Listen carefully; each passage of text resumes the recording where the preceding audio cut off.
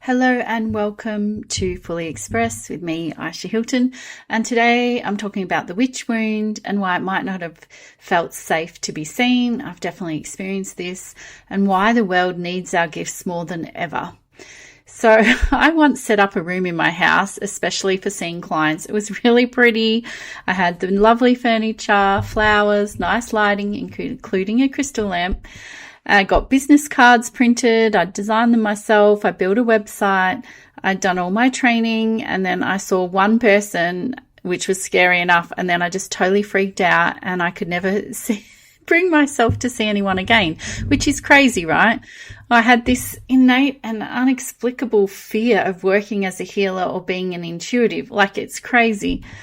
And it wasn't because I didn't believe in the work. I'd been drawn to healing since I was very young. I was reading Louise Hay in my early teens, the Heal Your Body book, and I still have the little blue companion book that lists all the ailments and their probable causes.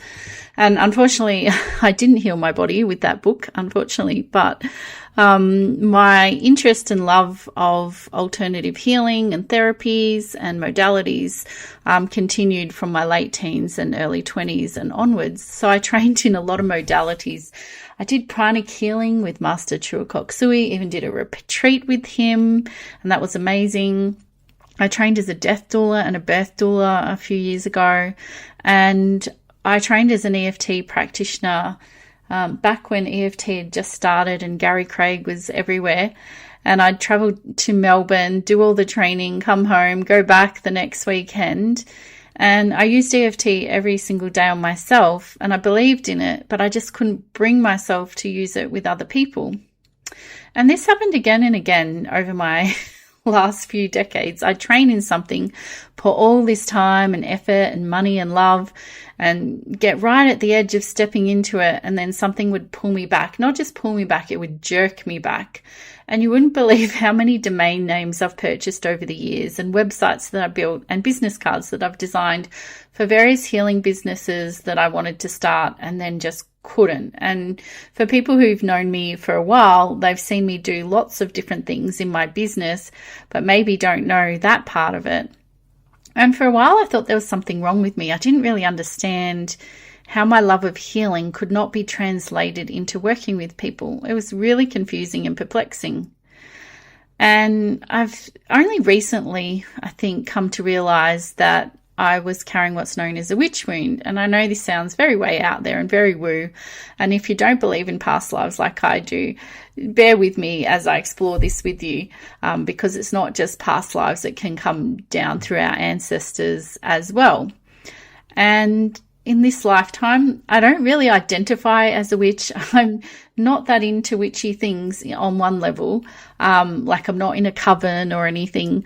But I do love things around the moon cycle and manifesting, healing, natural remedies, intuition. I'm big on that. And, you know, I love a lot of natural therapies. And I feel like women across the ages have been punished for their gifts in this area. And I don't think you have to identify or call yourself a witch to be impacted by the witch wound. From my understanding, the witch wound is the inherited bone-deep fear of being persecuted for our gifts. And it could be a past life thing, or it could be coming down the genetic line. But, you know, it's that being persecuted for being powerful, a powerful woman, of being too much, too visible, too much of an amazing healer, too outspoken, too strong. And for centuries, women who were all of those things were punished for it. The women burned and drowned and hanged as witches were often just women who stood out, who were healers and midwives, women who knew things that would make a big difference to other people, and women who wouldn't comply. And I'm definitely one of those women in this lifetime. And the theory, which I feel in my body to be true, is that the fear of being seen and punished for our power got passed down through the generations, and it still runs in us, and it can make us hide our gifts out of fear. And there are successful people who look like they don't have this witch wound, but they're holding themselves back. So even like me, I show up, I do the work, I've had a business for 20 plus years online, but there was a part of me that was holding back. I can see the witch wound like a thread running through my life in a few different ways, and you might recognize some of them in yours.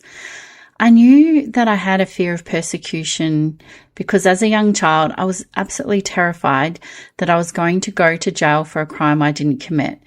This was very real for me, like bizarrely real. And as a little girl, I was often falsely accused of things that I hadn't done by my brothers, and I would actually be punished by my mother for it. And so I learned early on that I could be both innocent and still punished, regardless of whether I did anything or not. And being blamed for something I didn't do was a real and present danger. It sounds like a movie title. And it taught my young nervous system that being singled out wasn't safe. Being seen and being visible wasn't safe, and you could get punished whether you'd done anything wrong or not. And all those times I trained as a healer and I was about to work with people and I had the business cards and the website and the room, I felt like I was standing in concrete and couldn't step forward. And it really was that petrifying, and it's quite hard to explain in a reasonable way why that would be, right? And for years, I was really perplexed by this polarity of loving training and healing modalities and studying all these things and believing in them and being so scared to use those modalities with people. And there was a part of me that I couldn't control that believed being visible and a powerful healer was dangerous. And let's be honest, historically it was. Healers were exactly the women who got persecuted. So every time I got close to fully claiming that role, some ancient part of me hit the brakes to keep me safe. And my subconscious was trying to keep me safe and protect me from danger, even when my mind couldn't fully understand it. And so many of us have built businesses following the bro marketing playbook, the aggressive tactics, the fake scarcity, the manipulation, and the pushing and the pushing and the pushing. And a lot of us did it for years, even though it made our skin crawl and we felt gross. I pretty much quickly learned that that wasn't the way for me. But we were told this is how you have to succeed. And many of us didn't feel safe doing it our own way and would just follow what these bro marketer dudes said. And, you know, I'm not immune to that. But now I feel like now that we may have betrayed our own knowing because we watched how others became successful. And if you're like me, you want to build your own business your own way. And now I feel like we're able to market from the more feminine and marketing from trust instead of pressure and aiming for win-win, not just a win of getting the sale, right? And building a relationship with our clients who we generally care about and have love for. And so if you've ever done what I did, trained for the thing and never launched it, written the book and never published it, I've done that at least. Well, not my soul's work yet, but that's coming. Or had a gift that you've kept hidden or started and stopped using. And then you've said to yourself, oh, I'm inconsistent or I'm scared or I'm a failure for it. Please, you're none of those things. You are protecting yourself from the danger and you are keeping yourself safe the only way you knew how, right? Which is even subconsciously just pulling back. So there's nothing wrong with you. It's just something very old that is coming through us to be worked on. And the hopeful part for me is that we can work with this wound and we can clear it. And for me, it's mostly been happening in layers. As most of you know, when you work on something in your life, it's like peeling the layers of an onion, one layer at a time, with a few tears mixed in.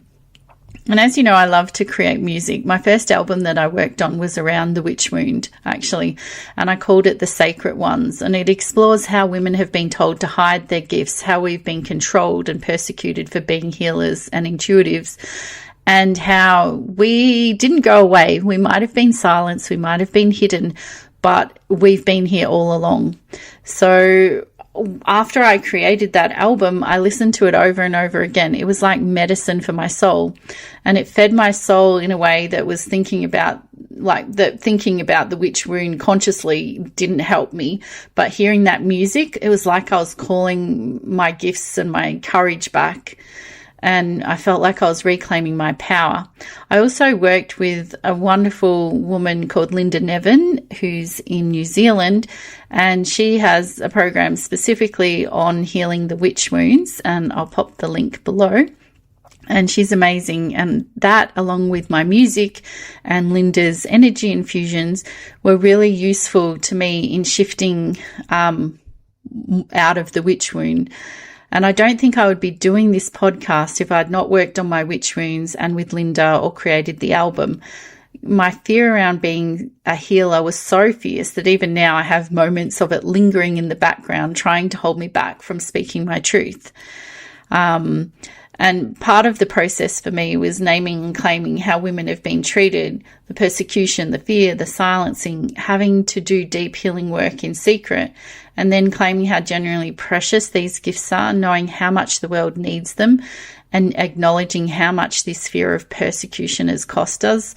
It's cost us a lot, and it's cost the world a lot. And in a previous episode, I talked about how I was in an event where we had to write down our biggest fear. And this was a business event with lots of amazing women. And shockingly, nearly everyone wrote the same thing. The whole room of 300 amazing women were all afraid of being seen. That was their biggest fear.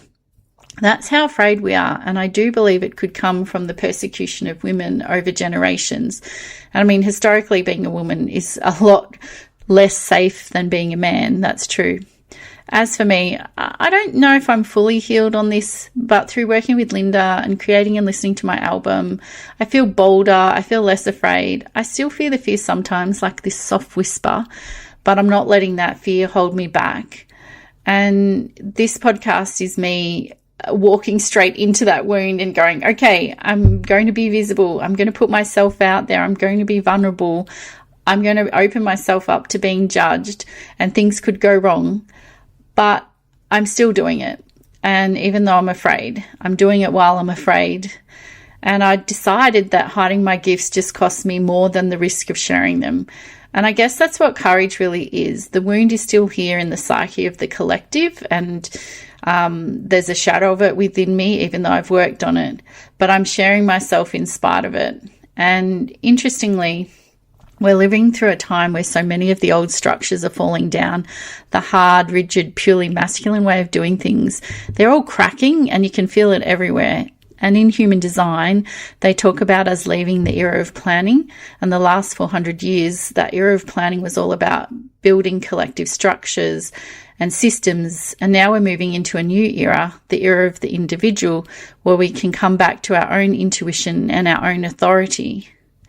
And that's why you might be noticing all these gurus falling off their pedestals, because we're done outsourcing our knowing. And what the world needs now is more of the feminine way of being and doing, more healing, intuition, care. And that's the gifts that we have to bring to this new era. Interestingly, my life's work in human design is called the right angle cross of planning. I know it's a funny name, but it basically means, I have these gifts of the old era. And as we move into the new era, we don't want to throw out the baby with the bathwater, as they say. We want to keep the things that were good from the last 400 years. I don't know about you, but I really love sewerage. I love being able to travel the world. I would love to see a better form of democracy. And I think I want to keep modern medicine. Like if you have a car accident, you definitely want to be stitched up. Cancel any orders of accidents. But, there's some amazing advancements in medicine as well. And so we want to keep some of those things, but not at the cost of our self-expression and our well-being. You'll see a lot of younger people since COVID, they are not buying into the idea that work hard all your life, sacrifice, and then retire, and then you die. And, they're looking at things like micro retirement or working part-time. And we're also seeing, the education system failing so many young people. And I've had this experience myself as a parent. And then more and more people moving towards homeschooling. So I love that we're in this new era. And, it's meant the start date of it is next year, 2027, but it's definitely, we're in it right now. We're in the messy middle. And the new era is about following your own intuition and doing things your way. So you might have people that guide you along the way, but your authority always remains with you. And I love this. And we can all benefit from honoring our intuition more. And when we hide our gifts, we're really depriving the world of our light and our ability to have an impact on the lives of others and this beautiful planet as a whole. And the world really needs these gifts, and it needs them now. And so we can't let our fear hold us back from sharing these gifts. Not long ago, I worked with a woman who came to me carrying so much grief around this. She had real gifts and she was afraid to be visible. And there was a real sadness in this, and we were able to work with that. And now I've just seen such a transformation in her, claiming what it is that she truly wants to share in this lifetime.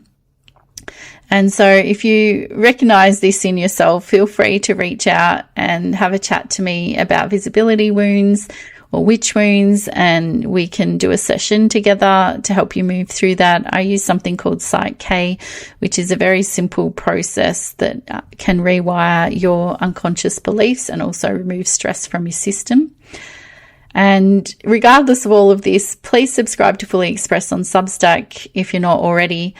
And if you've been with me for my pleasure, vanity, or aging or manifesting issues, you'll know that, I'm all about living a fully expressed life. And if you're ready to stop hiding your gifts, come over and join as a paid member of the collective. You get monthly future casting sessions with me where we drop in together and write ourselves into the future that we actually want, and a monthly Q&A and creators cuppa where you can pick my brain on all things to do with publishing, podcasting, writing, creating, visibility, and whatever else you're bringing into the world. And I wanted to share the work of Marianne Williamson, and you'll know these are famous words from her book that she published in 1992, and I'll just read it out to you. I think it's really beautiful. Our deepest fear is not that we are inadequate. Our deepest fear is that we are powerful beyond measure. It is our light, not our darkness, that most frightens us. We ask ourselves, who am I to be brilliant, gorgeous, talented, and fabulous? Actually, who are you not to be? You're a child of God. Your playing small does not serve the world. There's nothing enlightened about shrinking so that other people won't feel insecure around you. We were born to make manifest the glory of the God that is within us. It's not just in some of us, it's in everyone. And as we let our own light shine, we unconsciously give other people permission to do the same. As we are liberated from our own fear, our presence automatically liberates others. I love this because our deepest fear was never really that we were inadequate or that there was something wrong with us. It's that we're actually so bloody powerful.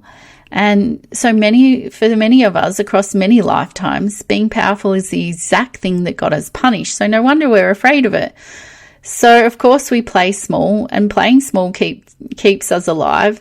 And our fear of our own light was never a weakness or false modesty, So that's the invitation now, to let ourselves be powerful beyond measure, to stop shrinking, to stop playing it safe, and to start really shining your light brightly in the world. Because God knows the world is a mess right now, and we need your light and we need your medicine. Thank you for joining me for Fully Expressed, and I've got a song for you after this from my album. I hope you enjoy it, and if you feel moved to, have a little boogie. Lots of love. Bye. I also wrote this poem, and I've recorded it here, and I actually felt a bit teary when I was recording it. I hope you enjoy it and the music to come. The women who learn to hide, we learn to make ourselves smaller, to swallow the knowing before it reached our lips, to feel the answer rise within us and call it imagination, and to just dismiss it, to place our hands upon the hurting and pretend we did not know what we could do. We learned to dim the light before anyone else could see it, because once being seen was dangerous. Once a woman who knew too much, felt too much, healed too well, spoke too loudly, stood too firmly in herself, could pay dearly for it. So we learn. We learn to hide the herbs, hide the wisdom, hide the knowing. We learn to whisper what we once might have spoken out loud. And somewhere along the way, hiding became so familiar, we forgot we were doing it. We called it doubt. We called it procrastination. We called ourselves inconsistent, afraid, not ready. Perhaps beneath all of that was something much older, a memory that said, don't let them see you. Do not show them what you know. Do not become too powerful. It isn't safe. And still, the gifts remained, quietly waiting. The knowing never left, the hand still remembered. The voice was still there beneath the silence.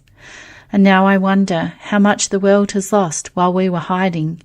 How many healers were never healed, how many writers never wrote, how many women stood at the edge of their own becoming and stepped backwards. How much wisdom went with them to the grave. I don't want to do that anymore. I don't want to fear to decide what I give to this world. I don't want to need to be fearless. I don't need every wound to be healed. I only need to stop abandoning what I know is mine to give. So if my voice shakes, let it shake. If being seen frightens me, let me be seen afraid.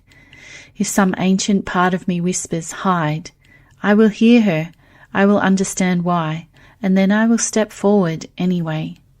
Because these gifts inside us, they were never meant to disappear within us.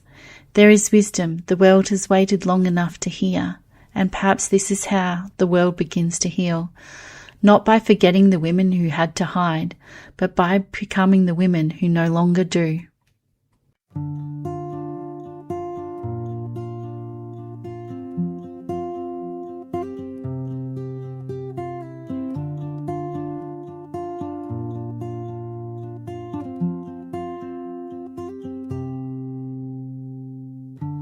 We rise from ash with steady feet, not broken, just incomplete.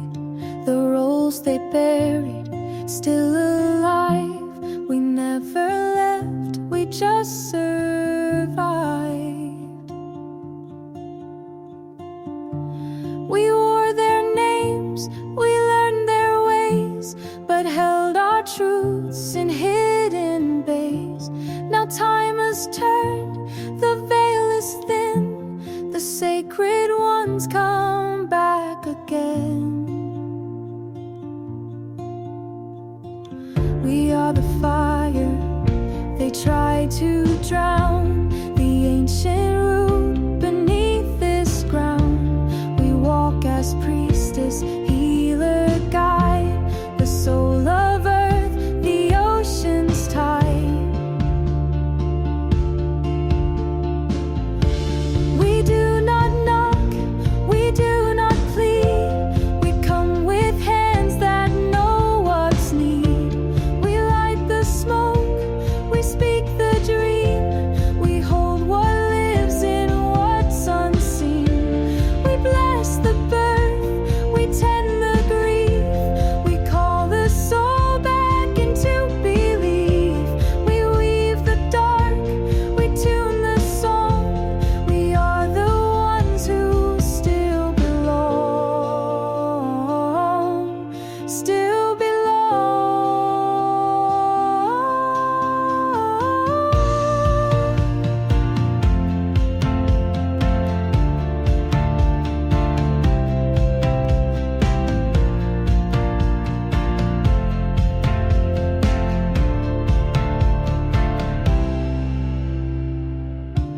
No church can hold what spirit gave, no book can bind what we still crave. We come as many, not just one, the sacred roles, they are not gone. You'll know us by the way we see, the way we touch, the way we be. No titles now, no robes, no fear, just sacred work that says we're here, says we're here.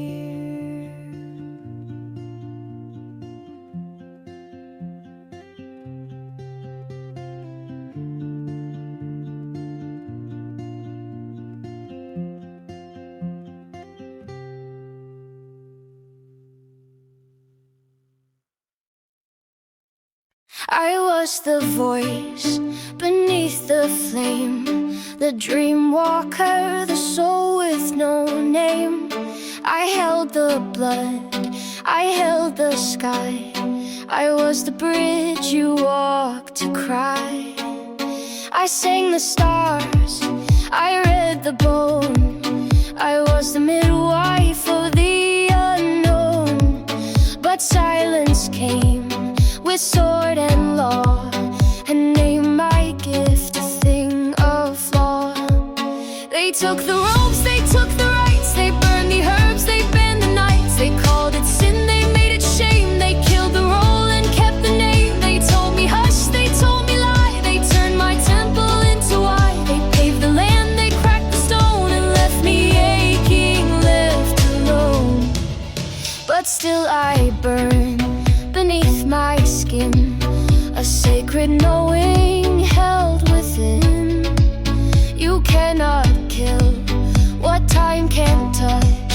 The roll it turns, it hurts too much.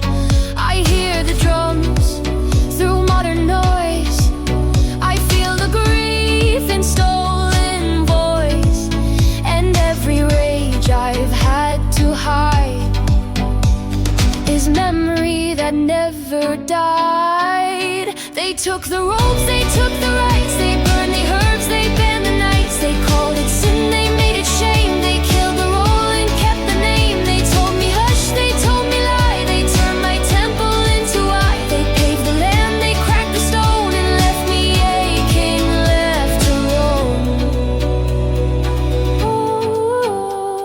Ooh, yeah.